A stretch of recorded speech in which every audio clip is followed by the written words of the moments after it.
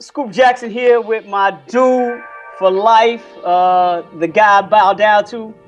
You know, when it comes to things going from the ground up, Jay Corbin, aka Sensei. What's going on, Scoop? What's up, sir? What's going on? Just chilling, man. Trudging through the snow. I heard that. You know the feeling. Yo, it ain't sneaker weather now, boy. Timberlands all day, right? No, you know it. All-Star. Right. It's become a big deal. Like you said, back in the day, we all as kids waited for Jordan. That's when the signature Jordan would drop in 1 or 3 colorways, depending on what was going on. Exactly. Now you got 50 dropping for all-star colorways or all type of models.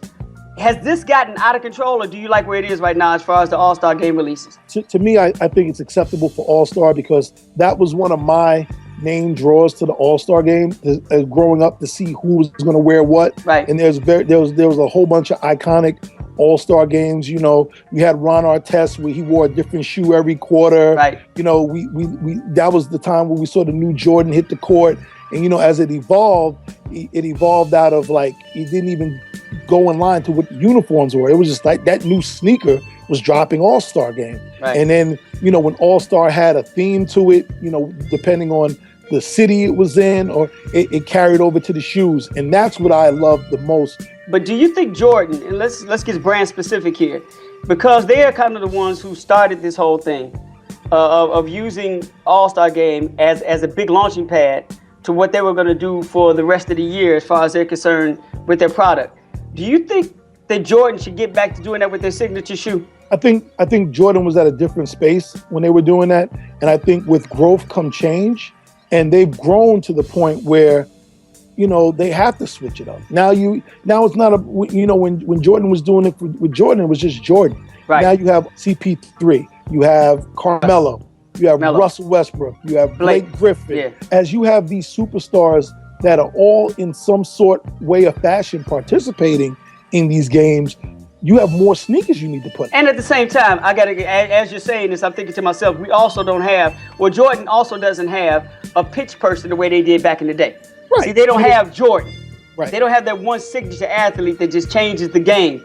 Right. And nowadays, like, All-Stars in the 90s, you could tell those special players because they would have a special shoe. And you'd be able to spot 2 or 3 different shoes because everybody else would fall in line and wear an inline shoe during the All-Star game. Right. And that changed as, personalities grew and egos grew because everybody knew Jordan was king and, that was his time to shine. So, we have to, Scoop, we old, man. We got to grow with the times, man. No, I get it. I like the context of what the game used to be, because it used to be, it used to mean something really, really to us. And it means something to us now because we're passing on our shoe game legacies to the next generation. So it still means something to us. But as OGs in the game, we see change. Right. And one of the things I think I'm responsible for doing is at least challenging change and not always just accepting it with open arms, because all change is not good, especially 100%. the game. Right, especially the game that can get bastardized like this game. And I don't want this game to become meaningless.